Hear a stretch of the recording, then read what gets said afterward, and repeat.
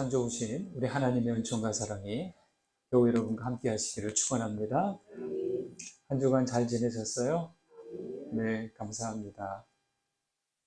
머리가 깎을 때가 되어서 예약하려고 미용실에 전화했더니 오늘은 임시 휴무일입니다 라는 안내 음성이 들려왔습니다.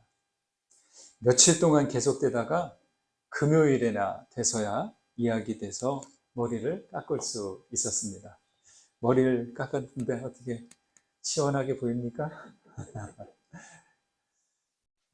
웬만하면 다음 주에도 되는데 토요일에 결혼식도 한번 들러야 되고 또 오늘 저녁에는 연합집회 순서도 맡아야 하고 해서 어떻게든 이발을 해야 했습니다. 저는 이발을 한 달에 한 번 정도 하는 편입니다. 어떤 땐 이 이발하는 일이 번거롭고 귀찮습니다. 뭐 몇 시간 걸린 것도 아니고 길어야 30분이면 남자 머리 깎잖아요. 그런데도 그게 좀 번거롭게 여겨질 때가 있습니다. 그래도 이발을 할 때마다 얻는 교훈과 깨달음이 있습니다. 하나는 자기 머리는 자기가 깎을 수 없다는 사실입니다. 당연한 사실인데 잊고 있다가 꼭 이때는 기억해요. 그래서 누군가의 도움이 필요하고 머리 깎는 일만이 아니라 인생은 모든 것을 다 혼자서 할 수 있는 게 아니구나. 그게 인생이다. 이런 교훈을 얻습니다. 그리고 또 하나는 머리카락만 자라는 것이 아니라 내 마음에 제멋대로 자라난 감정과 생각들도 다듬어야 한다. 이런 교훈입니다. 여러분은 어떻습니까? 우리들 속엔 상처와 고통의 흔적이 있고 욕망과 탐욕의 덩굴들이 있습니다. 거짓과 편견의 잡초들이 생각을 어지럽히고 미움과 혐오라는 가시 덤불이 자라가면서 우리의 마음을 또는 가까이 있는 사람의 마음을 아프게 합니다. 바깥 들판에서 자라는 풀들과 나무들은 모르겠습니다. 무엇보다도 내 속에서 제멋대로 자라고 있는 것들을 다듬고 잘라내고 때로는 뽑아낼 수 있어야 합니다. 머리를 깎을 때마다 저는 제 마음의 정원도 하나님께 내어드립니다. 신앙의 삶을 이어가는 동안 성장 없이 늘 제자리에 머물고 있는 것을 보면서 그런 자신을 보면서 저는 종종 의기소침해지곤 합니다. 그렇다고 낙심하지 않아야 합니다. 믿음은 머리를 깎는 것처럼 마음과 생각을 계속 지속해서 다듬어가는 일입니다. 다르게 말해 조각가가 작품을 만들 때 바위를 쪼아내고 다듬어가듯이 하는 것이 바로 믿음의 생활인 것이죠.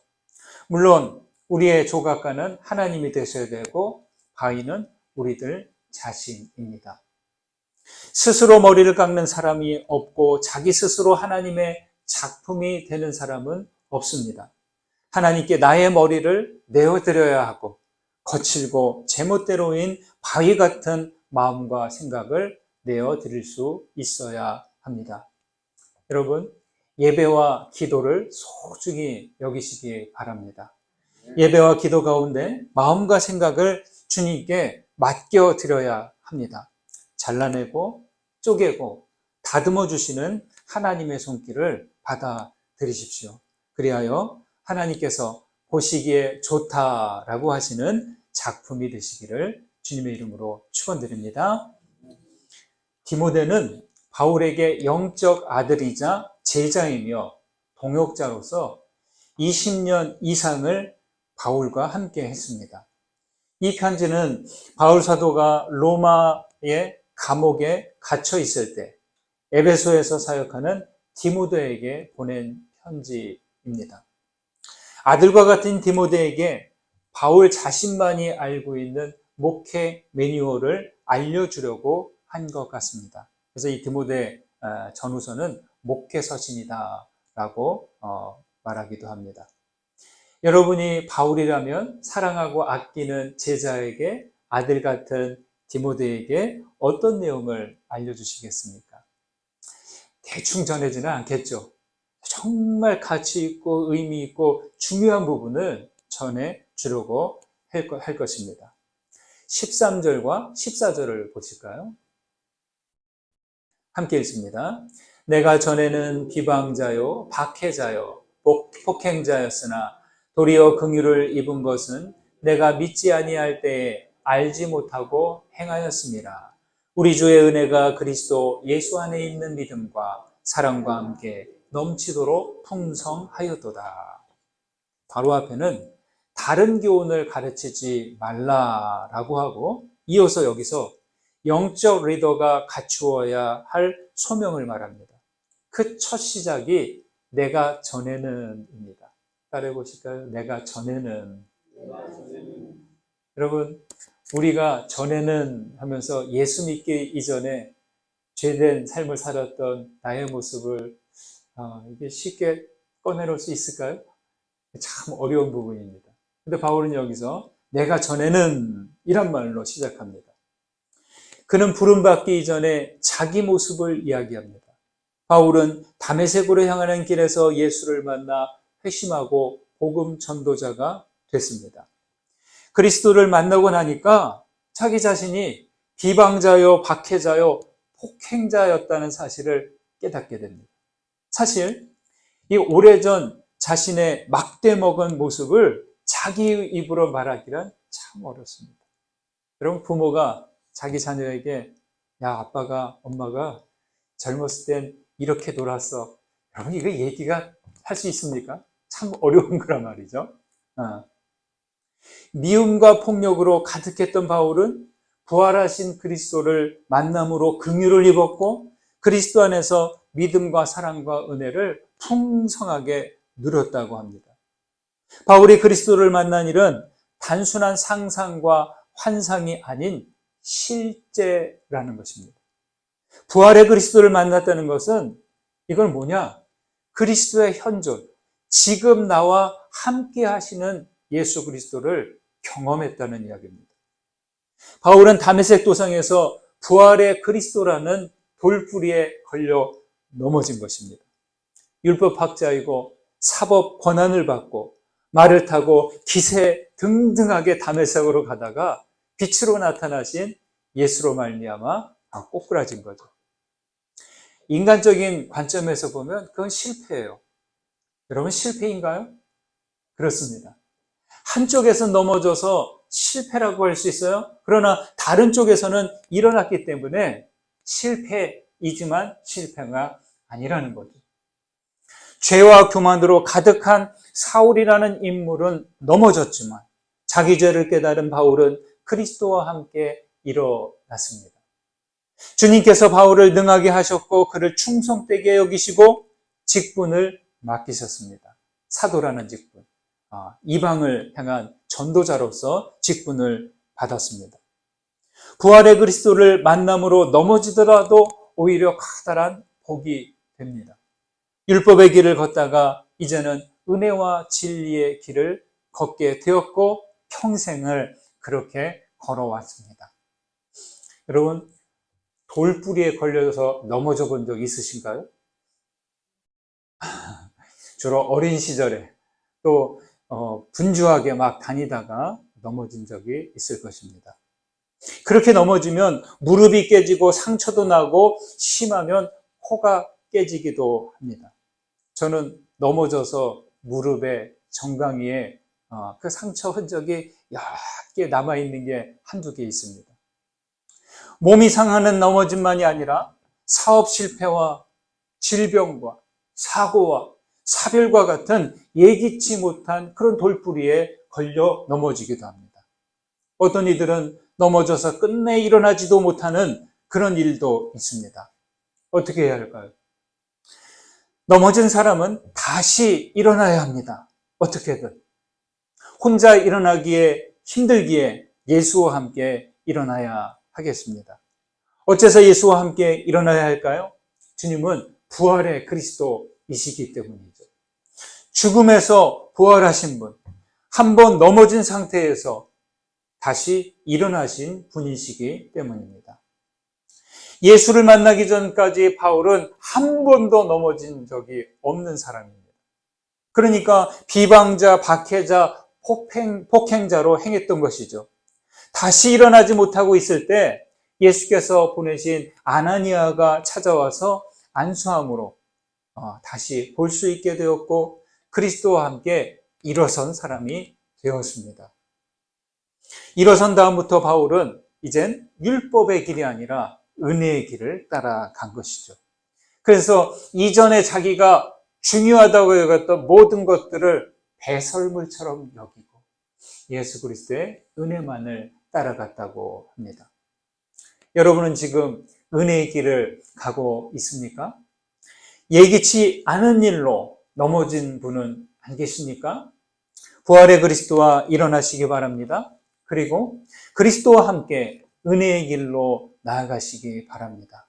우리 주의 은혜가 믿음과 사랑과 함께 여러분에게 넘치도록 풍성하게 되기를 간절히 소망합니다. 15절, 16절 보시겠습니다. 읽습니다. 미쁘다 모든 사람이 받을 만한 이 말이요 그리스도 예수께서 죄인을 구원하시려고 세상에 임하셨다 하였도다. 죄인 중에 내가 괴손이라.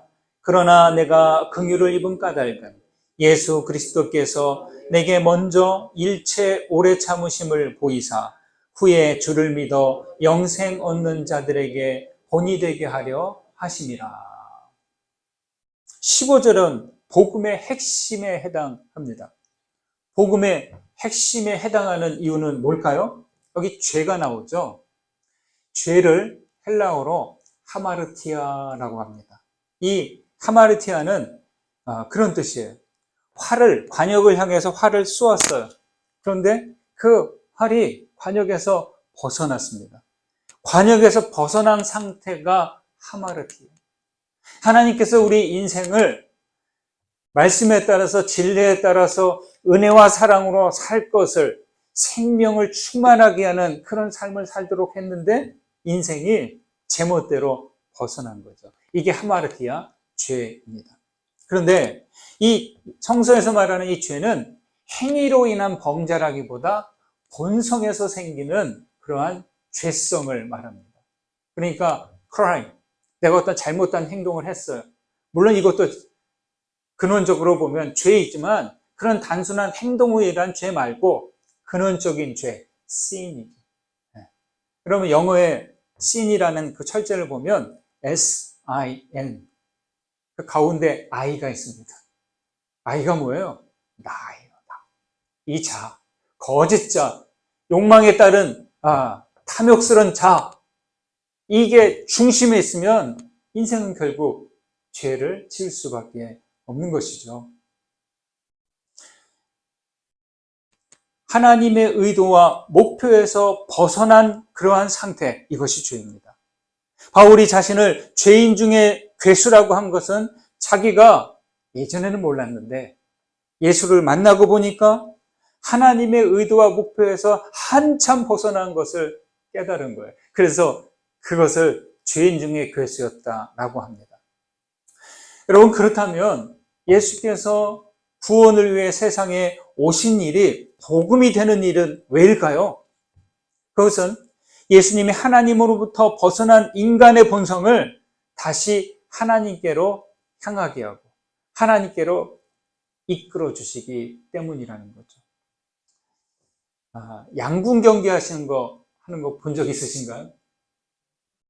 올림픽에서 우리나라 대표 선수들이 양궁 종목 금메달 싹쓸이 하는 거 못 보셨나요? 그거 안 보시나요? 그럼 그거 안 보시면 활 쏘는 장면 한 번도 안 보셨나요? 예, 예. 그럼 봤으면 봤다.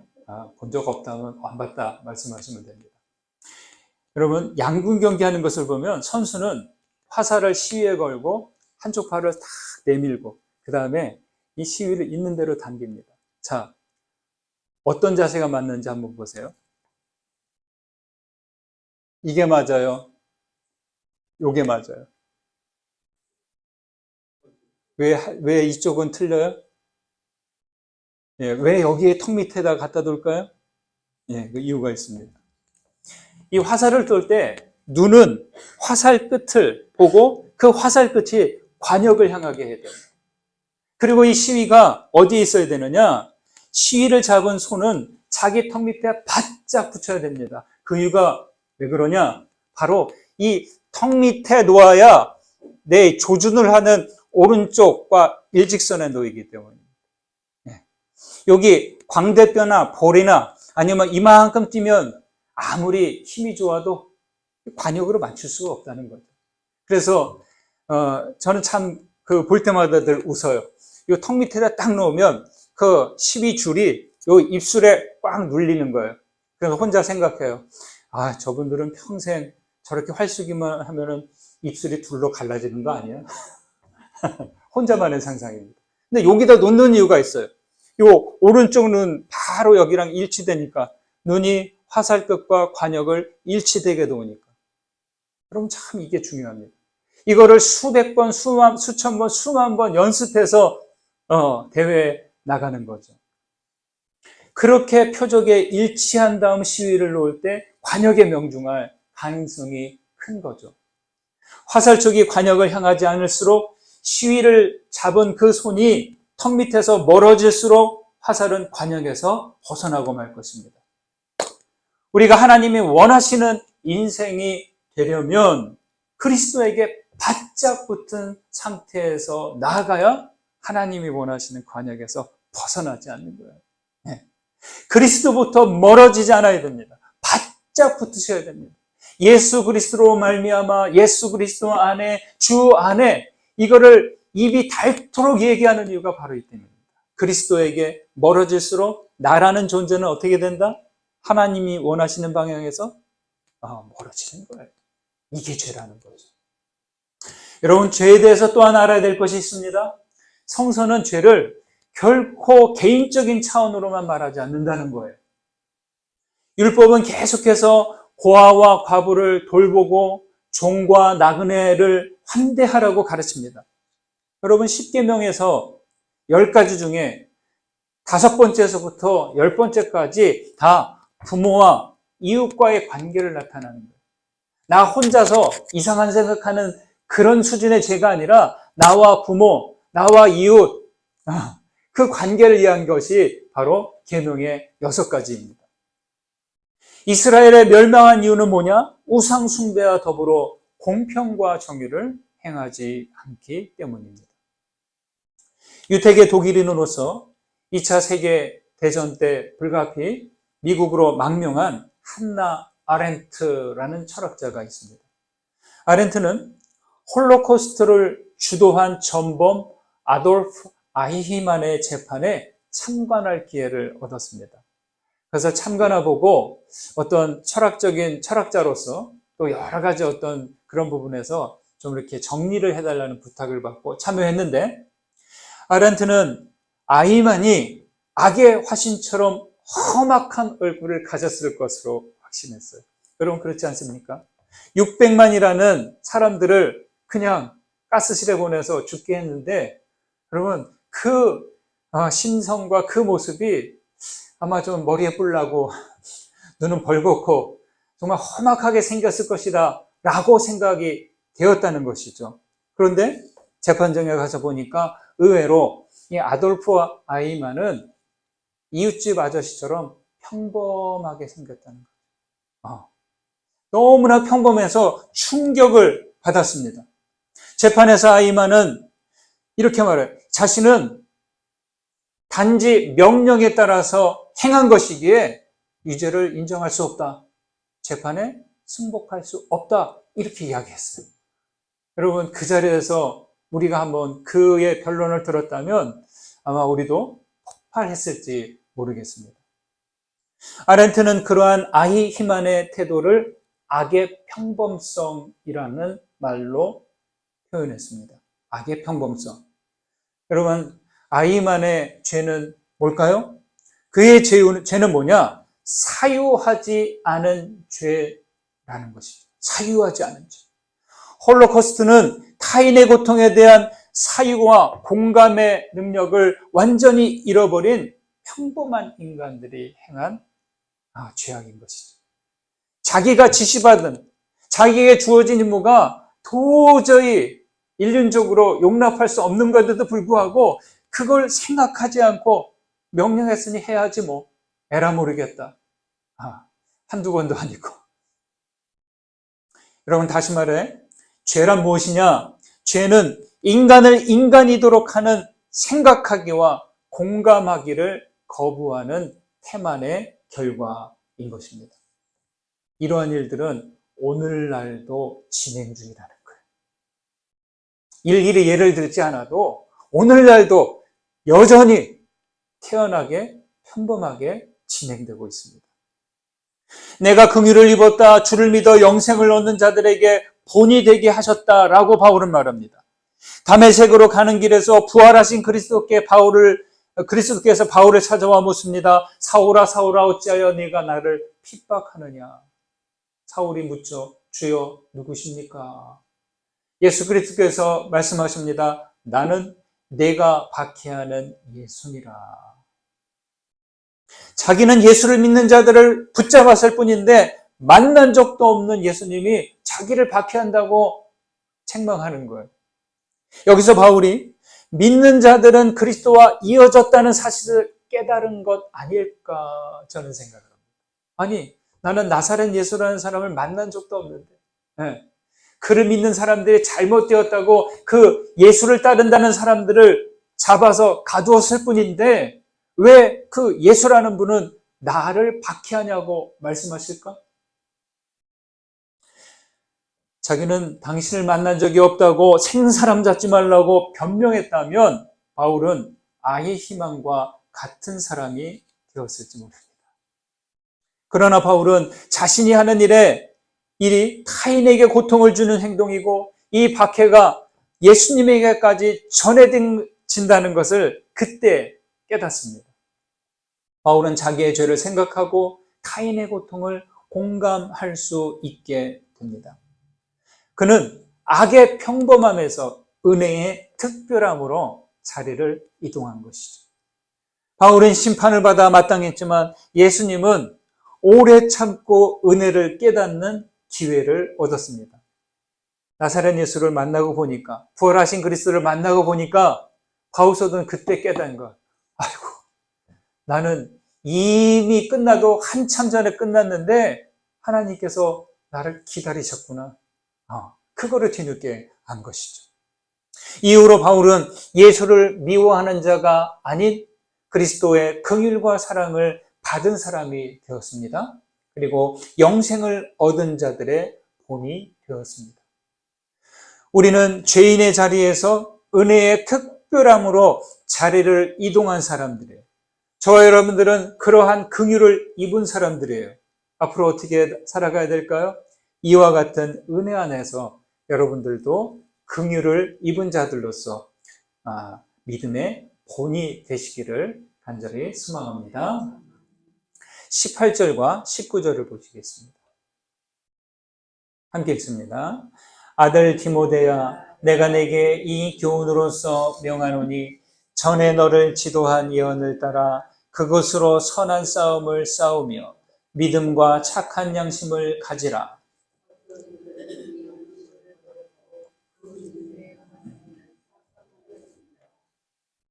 전쟁터에서 싸우는 사람은 끝까지 충성심과 명령을 지키고 무기를 내려놓지 말아야 돼요.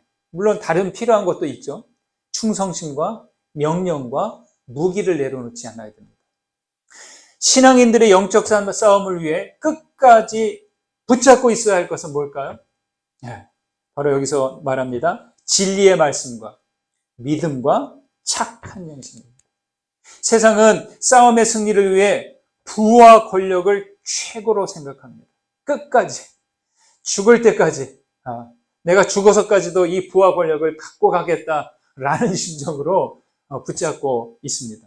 그러나 부와 권력은 필요한 조건이기는 하지만 여러분 명심하십시오. 영적 싸움에서는 핵심 조건이 되지 못합니다. 부와 권력은 영적 싸움에서 내 무기가 아니라 그건 오히려 나를 걸려 넘어지게 한다는 것입니다. 톨스토이는 인간의 존엄은 이성과 양심이라는 영적 본원에 있다라고 했어요. 예. 양심은 영적인 요소예요. 그리고 나침반의 바늘과도 같습니다. 여러분, 나침반을 보신 분은 아시죠? 나침반을 이렇게 방향을 하려고 이렇게 놓으면 계속 달달달달 흔들려요. 그 바늘이. 그러니까 아무리 가만히 있게 하려도 안 돼요. 계속 달달달달 흔들려요. 왜냐? 나침반은 그 바늘에 자성을 띠고 있어서 계속 떨립니다. 그리고 지구의 자기장에 반응합니다. 그래서 항상 북쪽을 가리킵니다. 그러다 이 바늘에 있는 자성이 약해지면, 사라지면 더 이상 그 떨림은 없어요. 북쪽을 가리키지 못하는 거죠. 그처럼 우리의 양심도 약해지면 더 이상 하나님을 가리키지 못하는 거예요. 네. 믿음이 있다, 말씀을 수백 권 통독했다, 공부했다, 신앙의 연륜이 있다 해도 이 양심이 약해지면, 흐려지면 하나님을 가리키지 못하고 맙니다. 말씀도 흐려지고 믿음도 물렁해지고 마는 것이죠. 우리의 양심이 처음 그대로의 순수함과 정직함을 이어간다면 좋겠지만 때론 현실과 타협하기도 하고 어쩔 수 없다는 핑계로 양심의 소리를 못 들은 척합니다. 요즘 우리의 양심의 소리는 어떻습니까? 나의 양심의 나침반은 떨리고 있습니까? 우리나라에 최재천이라는 생물학자가 있습니다. 세계적으로도 알려지신 분인데요. 학문 분야만이 아니라 다양한 활동으로 울림을 주는 그런 분입니다. 오래전 최 교수님은 우리 가까운 영월 동강댐 건설을 백지화하는 결정을 이끌어냈습니다. 그 동강에 가보면 갈 때마다 여기가 댐이 만들어졌으면 어쩔 뻔했어. 네. 참 위험해지는 거죠. 동강만이 아니라 그 아래에 있는 모든 지역이 위험해지는 것이죠. 4대강 사업 반대 운동을 하며 불공정한 핍박을 당하기도 했습니다. 호주제 폐지 운동에 참여해서 위헌 판정을 받아내기도 했고 수족관 돌고래를 바다로 돌려보내는 활동을 해서 돌고래들을 제주 바다로 돌려보내기도 했습니다. 그리고 최근에는 코로나19 팬데믹 당시 일상 회복을 위한 활동에 적극 동참하기도 했습니다. 그리고 학자로서는 국립생태원 초대 원종으로 봉사했고요. 세계 동물행동학 백과사전을 출간하는데 총괄 편집장으로도 일했습니다. 최재천 교수님은 자신은 아주 소심하고 비겁한 사람이라고 자신을 드러내요. 그분 모습을 보면 얼굴도 그냥 갸름하시고 이렇게 깡마르시고 체구도 안 크신 것 같아요. 말씀도 가만 이야기하시는데 우리 이제 이웃집 할아버님의 이야기 하시는 것 같아요. 그런데 그분이 자기가 이렇게 소심하고 비겁한 사람인데 이런 활동을 하게 된 이유를 단 하나로 설명합니다. 자기의 지식과 학식을 자랑하는 게 아니라 딱 한 가지, 한 단어, 바로 그거는 양심이라는 겁니다. 양심. 그것이 자기를 계속 불편하게 했다는 거죠. 손해당하지 않고 자기는 조용히 숨어서 학문만 연구하는 사람으로 지내고 싶은데 그때마다 자기 속에 있는 양심이 가만히 있지 않았다는 거예요. 최재천 교수님이 2년 전 2023년 서울대학교 졸업실에서 연설을 했는데 참 큰 감동을 주었습니다. 딱 15분 했는데요. 그 연설의 핵심 주제가 바로 양심이었어요. 여러분 생각해 보십시오. 서울대학교 이제 졸업하는 사람들. 우리나라에서 최고 대학에 아주 수재들만 간다는 그 서울대학교 졸업하는 사람들에게 어떤 말을 하면 될까요? 최 교수님은 바로 이 양심에 대해서 이야기했습니다. 연설에서 오래전 자기가 서울대 의예과 학생들에게 강의할 때 일화를 소개했습니다. 리포트를 딱 받았는데요. 검사를 하는데 상당수의 학생들이 리포트를 그대로 베낀 거예요. 그걸 어떻게 하느냐? 여러 개를 보다 보면 똑같은 데서 그 어떤 실수한 부분이 그대로 나와요. 그 부분만 반복해서 나오는 거예요. 어떤 생각이 들어요? 아이고, 이놈들 이거 하나 가지고 다 베꼈구나. 이걸 그냥 지나가지 않고 뭐 F 처리한다든지 그냥 지나가지 않고 어떻게 했느냐. 8명을 1대1로 다 불렀습니다. 그러면서 개별 면담하면서 단 한 가지 다짐만 받고 관용을 베풀었어요. 어떤 다짐이냐 이런 거예요. 여러분이 앞으로 의사가 되어 대한민국 국민의 한 사람으로서 오로지 정도만을 걷겠다고 나와 약속하면 이번 일은 없던 걸로 해주겠다. 겨우 이거예요.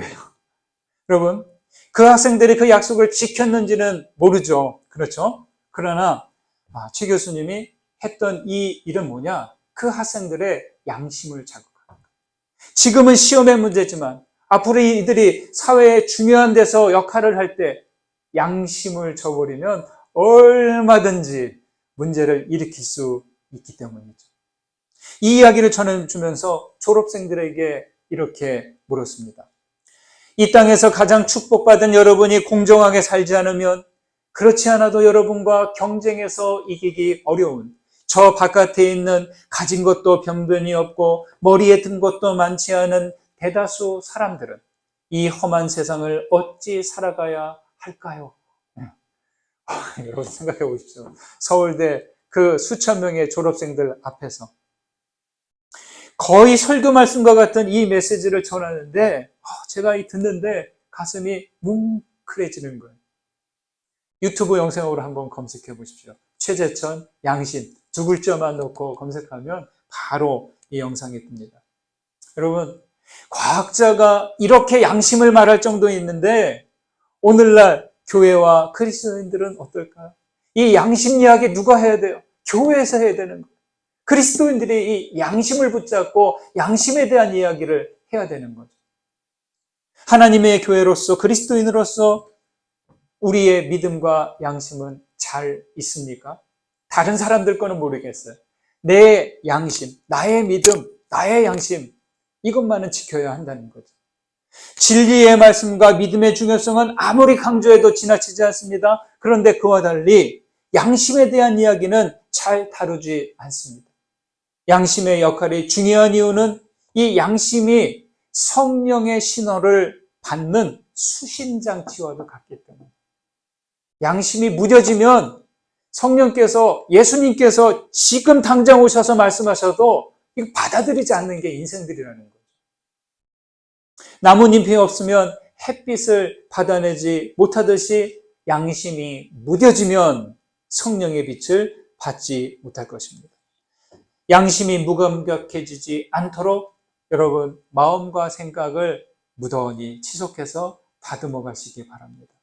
한 주간도 믿음과 착한 양심을 갖고 선한 싸움을 싸워서 믿음의 승리를 이뤄 가시기를 주님의 이름으로 축원드립니다.